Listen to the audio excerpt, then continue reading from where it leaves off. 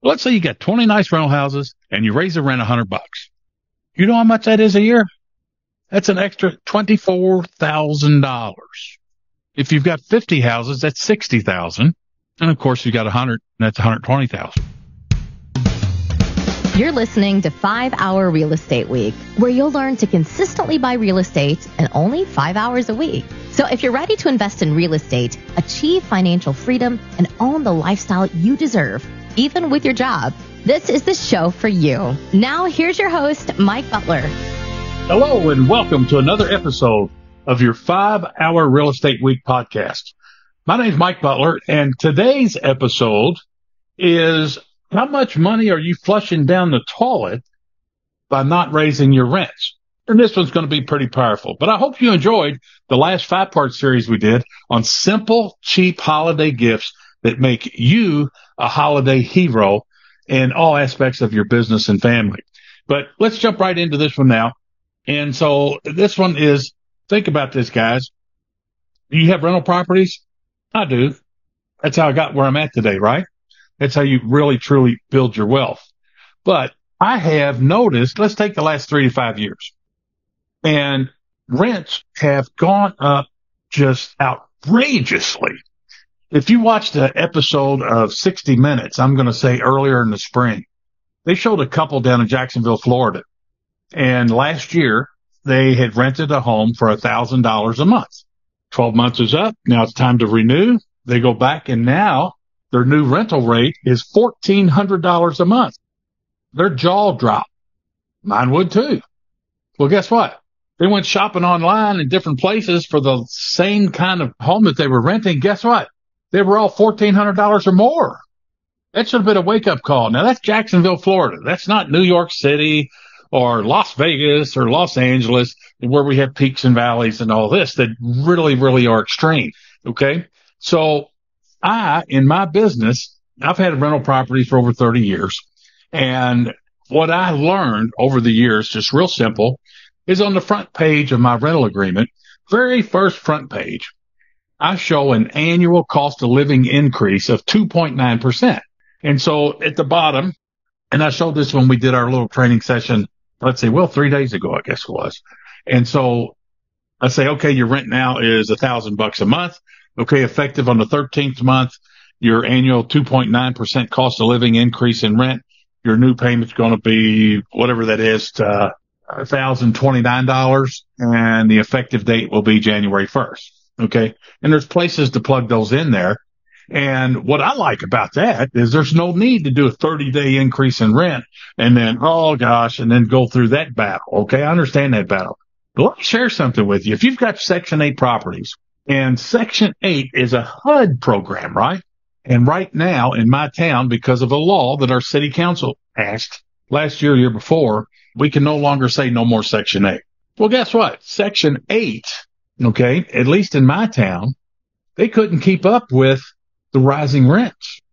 So they would send families out with their housing choice vouchers to go shopping for a 2-bedroom home or to go shopping for a 3-bedroom home. And the maximum that Section 8 would pay for the rent was equivalent to like the $1,000 I will pay, but the market rents are $1,400. They couldn't get families placed. So never before have I seen this.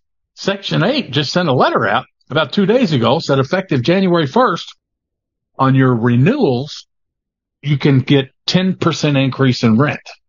I've never seen that ever before in my entire real estate investing career. So think about that. Section 8's doing that. So then I know that there's a ton of you out there that are doing the same mistake that I made when I got started. And if I could get somebody into a rental home that pays on time, doesn't cause any problems, and makes my life easy, I was scared to death to raise the rent. And the reason that I was scared to death to raise the rent is because they might move. Okay, so watch this. Let's go back and take a look at the $1,000 a month rent. So if I raise it 2.9% every year, so that means 13th month the rent goes $1,029. Okay, and then the 25th month it goes up another $30. So now we're up at $1,060 or $1,065, somewhere in that arena. And then on the third year, then it goes up, and so we're looking at, let's say, $1,120 or $30 or so, something like that. Well, just imagine this. What if you left it alone for 3 years? The rent's $1,000, you try to raise it up $130. I was scared. I said, man, they're going to throw a fit. They're going to move. All right. So times they are changing. So here's some things. So I want to share with you. I got to look at my timer. Okay. I want to share with you how little nickels and dimes can really add up. Okay.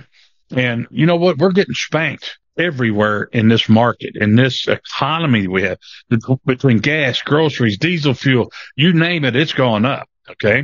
So I used to do 2.9%.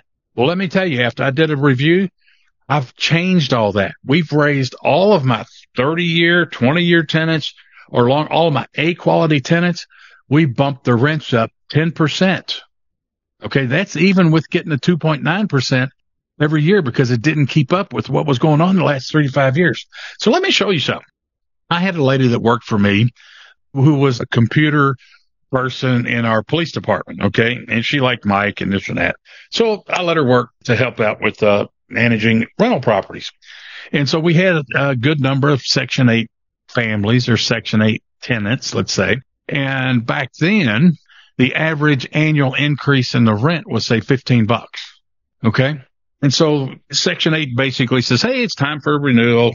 And now what's your rent that you request? And we'll see if we can approve it, blah, blah, blah. So anyway, it was about $15. Our rents were not $1,000 a month then. So anyway, I saw paperwork come through and got the mail, and I said, whoa, wait a minute, the rent's staying the same. What in the world's going on here, Bev? And I asked Bev about it, and she says, I didn't want to raise their rent. They're nice people. She says, besides, it's only $15. Listen to this. $15 a month times 12 months times 20 houses, $3,600. At that time, I had over 100 houses on Section 8, plus a lot more other ones, okay? $15 a month times 12 months times 100 houses, $18,000 a year. What could you do with that $18,000 at $3,600? Would that pay for people property tax bills maybe? Interesting, isn't it? Pay for some insurance, whatever. I mean, that's just free money. Now watch this. It gets better. So let's say, okay, that was then $15. Let's double it and say 30. Okay. So if you got 20 houses, that would be $7,200. If you got 100, it'd be $36,000. Okay. That's all. We're all dreaming and hypothetical. I'm not going to try to spell that word or say it again. All right. Now watch this. This will blow your mind. So let's say you raise your rent $100. Now remember the Jacksonville people? Theirs got raised $400. Let's say you got 20 nice rental houses and you raise the rent $100. Okay. You know how much that is a year? That's an extra $24,000.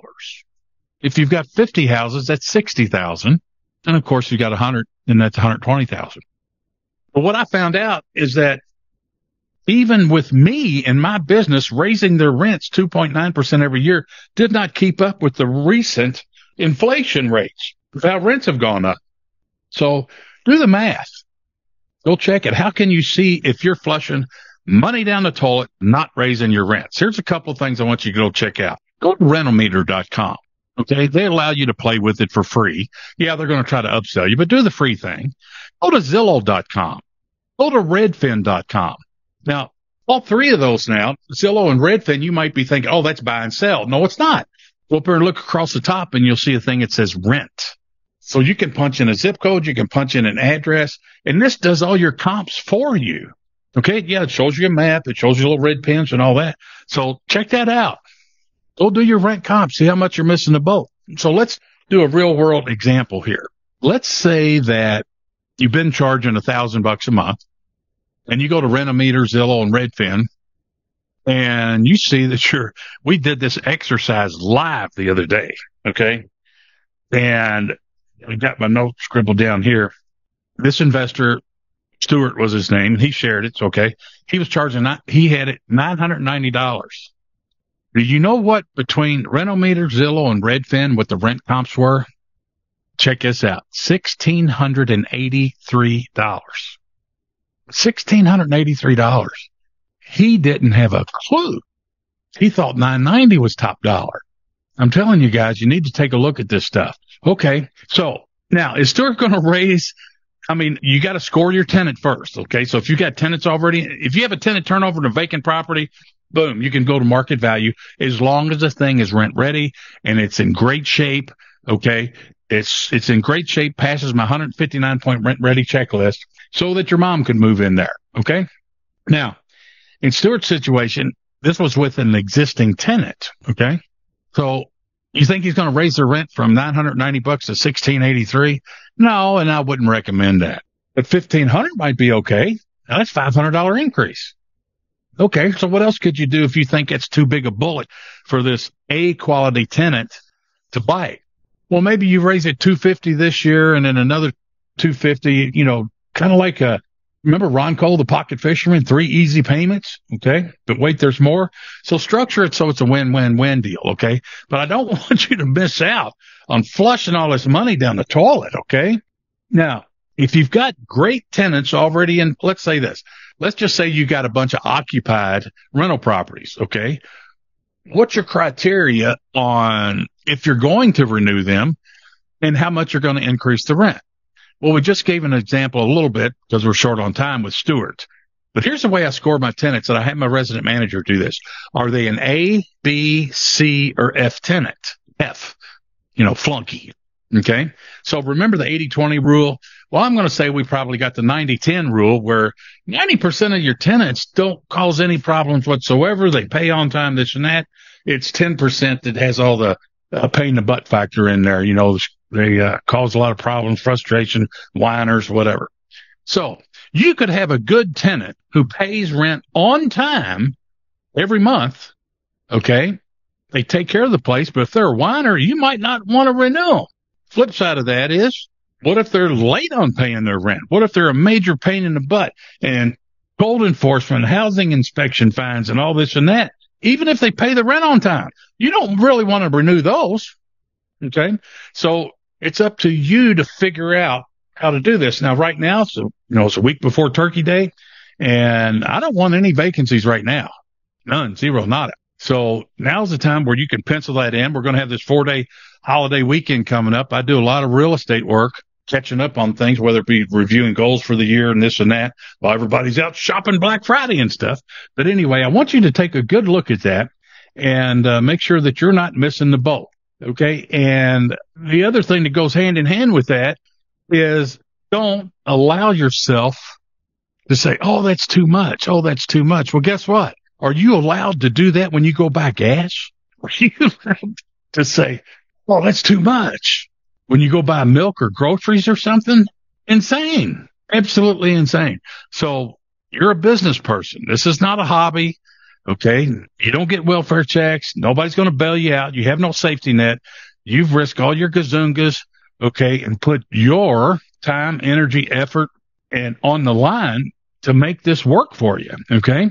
So take a good quick look at that. Now, I just sent out a survey and we're going to have today's sponsor here. Watch for this coming up. Okay. How would you like to have a 75-minute free investor training webinar on how to take over payments properly and never again worry about rising interest rates? You can conquer the rising interest rates. And I'm going to share with you a 40-year investor, super successful up in that lower province of Canada. It's called Indiana. Okay. And in March of this year, just a few months ago, did his very first jump in loans deal, got a 2.1% fixed rate loan. So if you're interested in that, stay tuned.